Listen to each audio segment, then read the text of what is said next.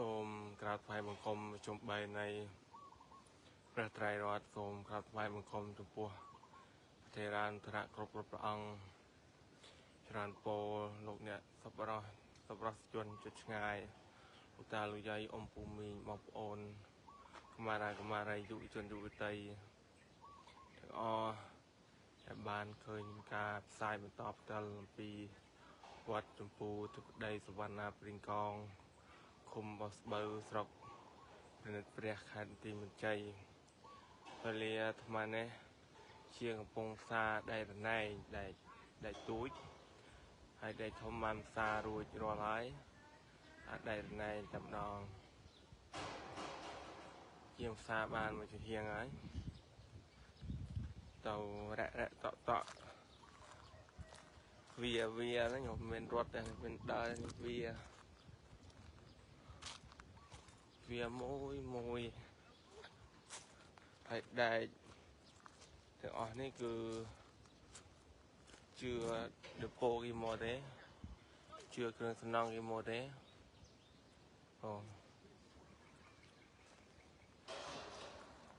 សាអានុទីយ៉ាងហើយ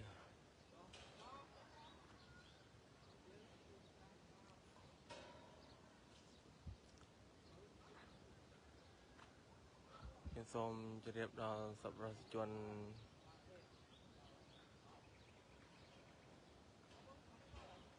ជិតឆ្ងាយអ្នកមានសទ្ធាជ្រះថ្លាចូលចាប់មេផលកសាងសាលាឆាន់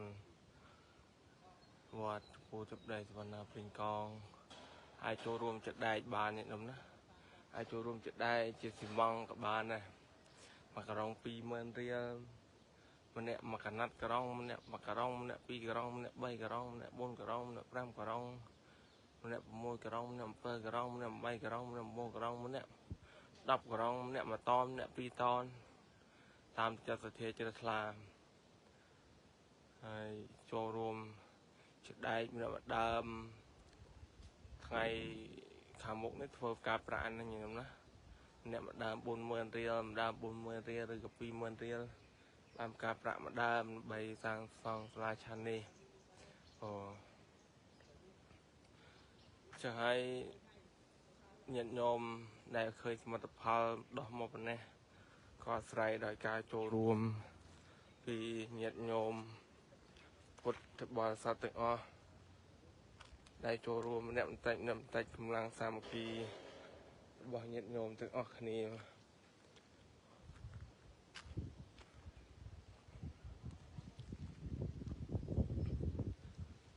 នេះទាំងអស់នេះគឺកើតឡើងពីកម្លាំងសាមគ្គីរបស់ញាតិញោមពុទ្ធបរិស័ទទាំងអស់គ្នានៅក្នុងនិងក្រៅប្រទេសជាពិសេសពុទ្ធបរិស័ទភូមិព្រីងកងរៀងរាល់ថ្ងៃសិលក៏តែងតែយកចិត្តទុកដាក់ជួយម្នាក់10000 20000 30000 5000 រៀល2000 រៀលក៏ជាទឹកចិត្តសទ្ធាជ្រះថ្លារបស់កាត់ទាំងអស់គ្នាណាញោមណា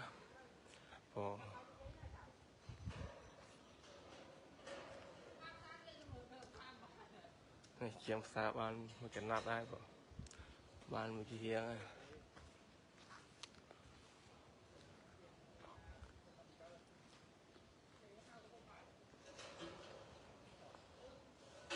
សមិទ្ធផលដែលញាតិញោមឃើញទាំងអស់នេះ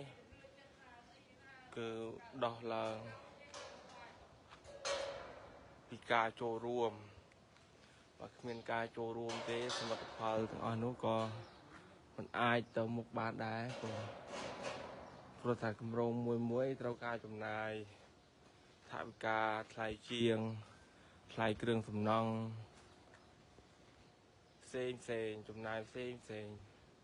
ហើយយើងត្រូវចំណាយយើងនមស្ការព្រះពុទ្ធតិចហ្នឹងញោមណាนะโมตัสสะภะคะวะโตอะระหะโตสัมมาสัมพุทธัสสะนะโมตัสสะภะคะวะโตอะระหะโตสัมมาสัมพุทธัสสะนะโมตัสสะภะคะวะโตอะระหะโตสัมมาสัมพุทธัสสะพุทธังสรณังกัจฉามิธัมมังสรณังกัจฉามิสังฆัง